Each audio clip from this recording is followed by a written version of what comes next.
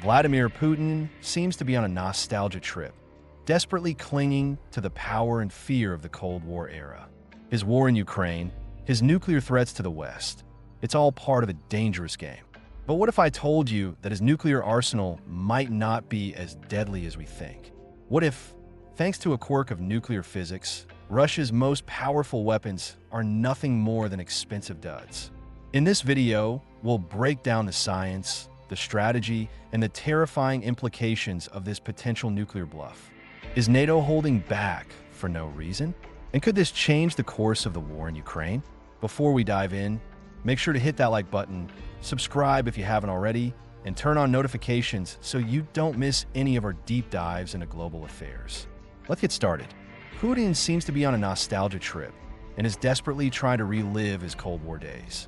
Not only has he sparked a deadly war to try and reclaim the old Soviet state of Ukraine, but he is also throwing nuclear threats at the West, left, right, and center.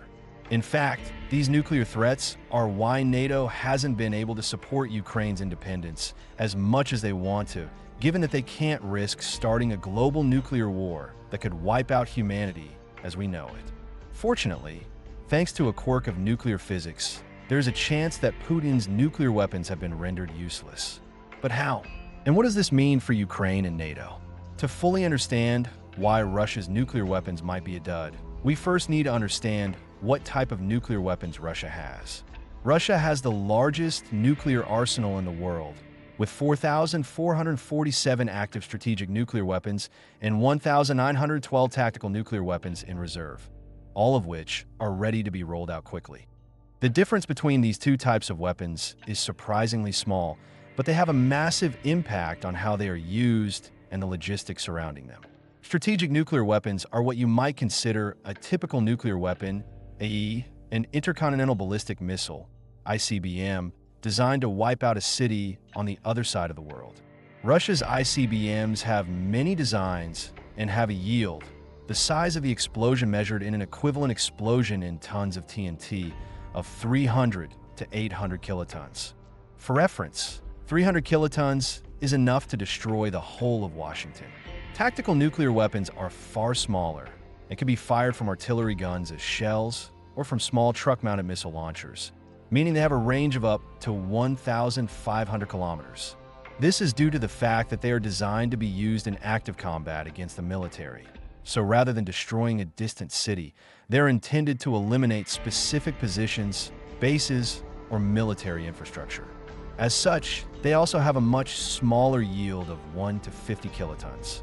But these two types of nuclear weapons actually use very different types of nuclear reactions. You see, to fit a nuclear bomb into a shell or a small missile, it has to be a pure fission bomb, as this design is relatively compact. All fission bombs' main explosion comes from nuclear decay reaction, and all early nuclear weapons use this design. But this technology is very inefficient when making a nuclear bomb with a yield of over 50 kilotons. Instead, these larger bombs use the thermonuclear design. Thermonuclear weapons use a small fission bomb to heavily compress and heat a capsule of hydrogen, which then undergoes fusion and releases far more energy than the ignition fission reactions, allowing for effective giant bombs. This is where Russia's problem comes in. You see, a thermonuclear bomb needs two very specific isotopes of hydrogen: deuterium, hydrogen with one neutron in its nucleus, and tritium, hydrogen with two neutrons. This is due to the fact that these two isotopes fuse together at much lower energies than any other, allowing the bomb to function. But there is an issue. While deuterium is a naturally occurring and stable isotope, which we can easily extract from water, tritium is highly radioactive, with a half-life of only 12.5 years, and as such, needs to be artificially made. We make tritium by irradiating lithium in nuclear reactors and then painstakingly extracting the gas that is emitted. It may sound simple, but the complexity and cost of this process are astronomical, which is why tritium is one of the most expensive materials ever made at $30,000 per gram. So why is this a problem for Putin's nuclear weapons? Well, thermonuclear weapons need a certain amount of tritium to work. Because tritium decays away very quickly, They need to be routinely topped up with tritium at great expense, which is something Russia may struggle to do.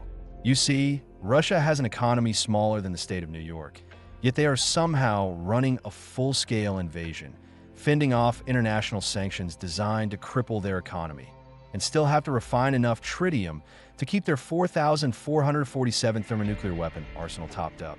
The Russian military is already showing signs of being severely underfunded.